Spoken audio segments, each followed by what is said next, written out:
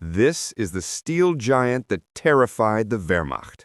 The Char B1BIS, the pride of the French armored forces.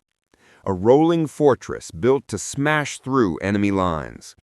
With a hull-mounted 75mm gun and a turret-mounted 47mm cannon, it was one of the most heavily armed tanks of 1940.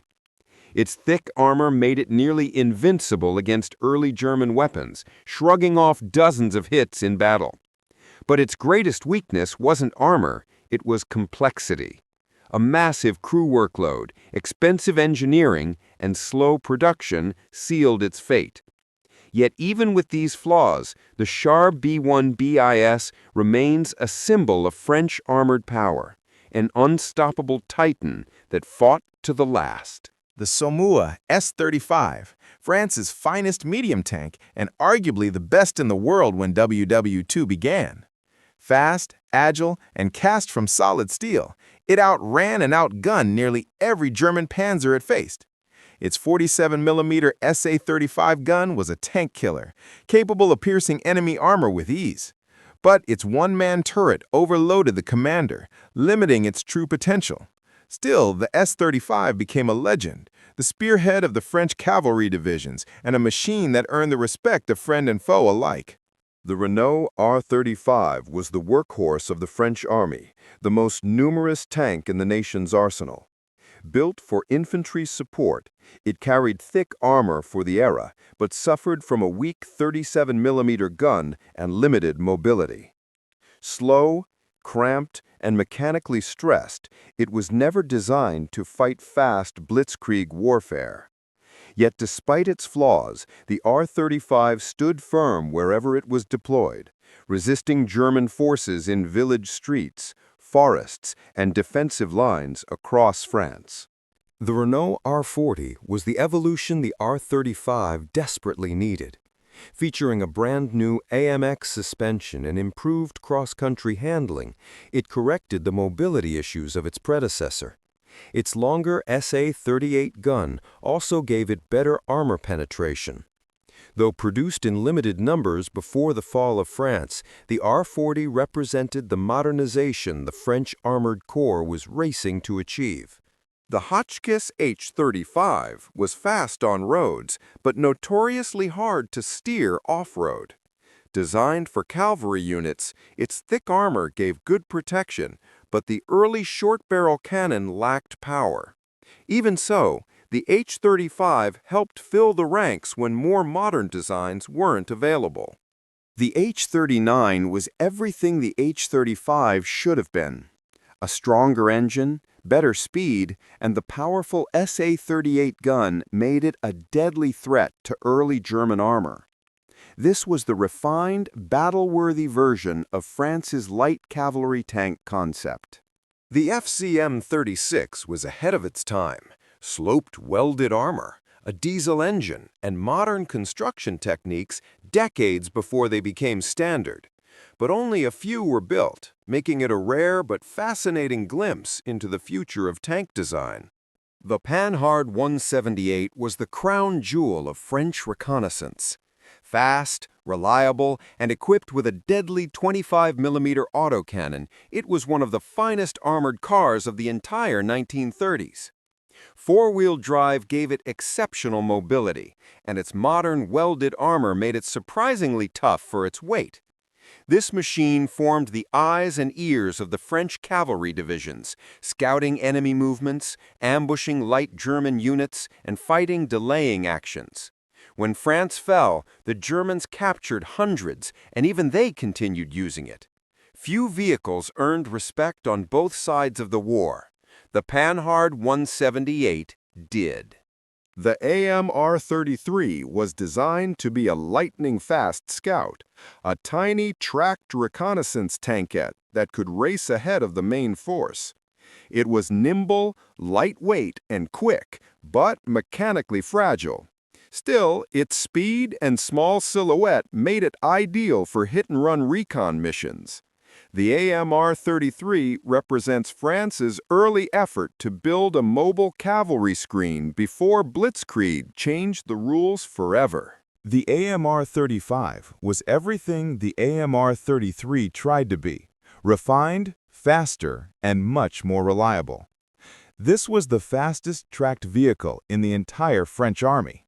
It could dash across open terrain, flank enemy scouts, and evade heavier units with ease. Armed with either a machine gun or a 13.2mm heavy weapon, it delivered serious firepower for its size. The AMR-35 proved that France understood mobility, even if production came too late to turn the tide. The AMC-35 was a breakthrough, a French cavalry tank with the luxury of a two-man turret. That meant the commander could finally command, and the gunner could actually focus on shooting. Armed with a potent 47mm gun, the AMC-35 could challenge German panzers head-on. But delays, cost, and complexity limited its numbers.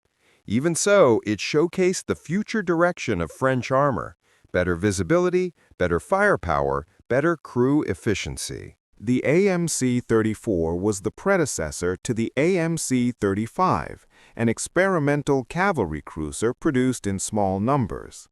Though lightly armed and underpowered, it introduced new concepts in mobility and armor layout. Used mostly in training and limited operations, the AMC-34 represents France's transitional step toward more modern cavalry tanks. The Lafley 50 AM was a relic of an earlier era, an armored car built on a truck chassis with exposed wheels, thin armor, and a tall silhouette.